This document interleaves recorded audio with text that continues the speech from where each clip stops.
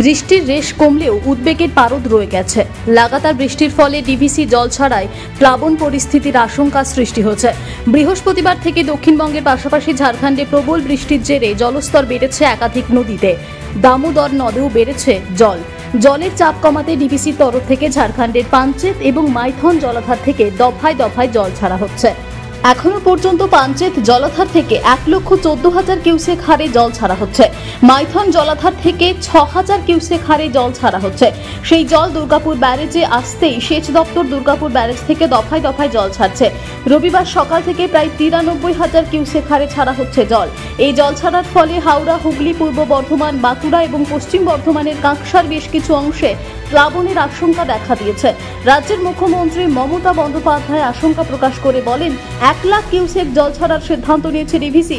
রাজ্যকে না জানিয়ে জল ছাড়ছে ডিভিসি। ফলে দক্ষিণবঙ্গে জনজীবনে চরম প্রভাব পড়তে চলেছে। বন্যা পরিস্থিতি তৈরি হতে পারে, তবে পরিস্থিতির দিকে নজরদারি চালাচ্ছে রাজ্য সরকার। 27 তারিখ থেকে 5ই আগস্ট অবধি ব্যবস্থা ছিল।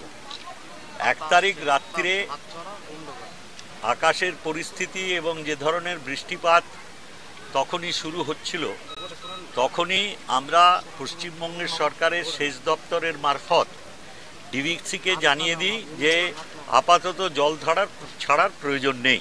ঠিক সন্ধেবেলায় ওনারা নিজেরা নির্দেশ ইস্যু করেন যে রাজ্য সরকারের সঙ্গে আলোচনা করে ঠিক হয়েছে আপাতত কোনো জল ছাড়ার প্রয়োজন নেই। অর্থাৎ কিনা 5 তারিখ অবধি যে অল্প পরিমাণ জল জীবনদায়ী সেচের জন্যে আমন চাষে ছাড়ার কথা ছিল, সেটাও বন্ধ করে দেওয়া হয়। আমার কাছে সেই লিখিত নির্দেশের অনুলিপি আছে।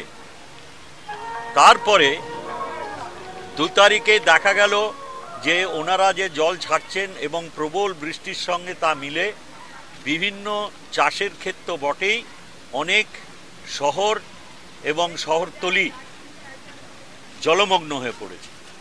তখন আবার তাদের জানানো হয় যে আমাদের নির্দেশ ছিল, সিদ্ধান্ত হয়েছিল, আপনারাও নির্দেশ দিয়েছিলেন যে জল আর ছাড়া হবে না। তা সত্ত্বেও ওনারা জল ছেড়েছেন। অথচ আমি দেখলাম কেউ কেউ বলছেন যে আলোচনা করে ছাড়া হয়েছে। আমার কাছে আলোচনার ভিত্তিতে যে জল ছাড়া বন্ধ করা হোক এ কথা যে বলা হয়েছিল এবং সেই নির্দেশনামা যে ডিভিসির আধিকারিকরা নিজেরা তা পাঠিয়েছিলেন তার অনুলিপি আমার কাছে আছে। তা সত্ত্বেও গতকালও বারবার এই নিয়ে প্রতিরোধ করার চেষ্টা হয়েছে। কি দুর্ভোগ আমাদের ডিভিসি সেচ সেবিত এলাকায় প্রবল বৃষ্টি, তার সঙ্গে যে জল ছাড়া হয়েছিল আগেই 2 তারিখের অবধি, তার যে পরিণাম তার চিত্র আমি ডিভিসির কর্তৃপক্ষের কাছেও পাঠানো হয়েছিল আমাদের সরকারের তরফ থেকে। তা সত্ত্বেও তারা বেশি জল ছেড়েছে। দুর্গাপুর থেকে সনাতন গড়াইয়ের রিপোর্ট, টিভি নিউজ 10। সুলভ সঠিক চিকিৎসার একমাত্র প্রতিষ্ঠান বিবেকানন্দ হসপিটাল। 24 ঘন্টা emergency service, blood bank, trauma care. আপনাদের সেবায় আমরা তৎপর। গুণমান ও পরিষেবায় দুর্গাপুর বিধাননগরের ডক্টর জাকির হোসেন এভিনিউর বিবেকানন্দ হসপিটাল শিল্পাঞ্চলের মানুষের মন জয় করেছে।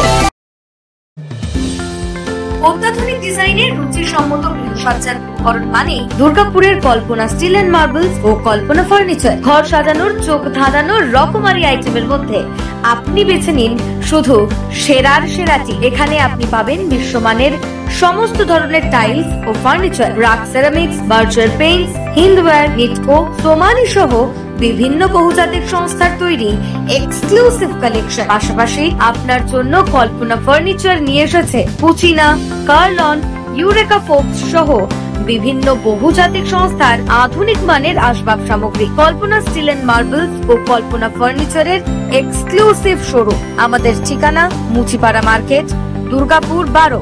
আমাদের শাখা রয়েছে বাঁকুড়া, ফিরিঙ্গি, বড়জোড়া, চণ্ডীদাস বাজার, শ্যামপুর মোড়, বিটু বাজার, কাঁচাবেড়িয়া ও দুর্লাভপুরে।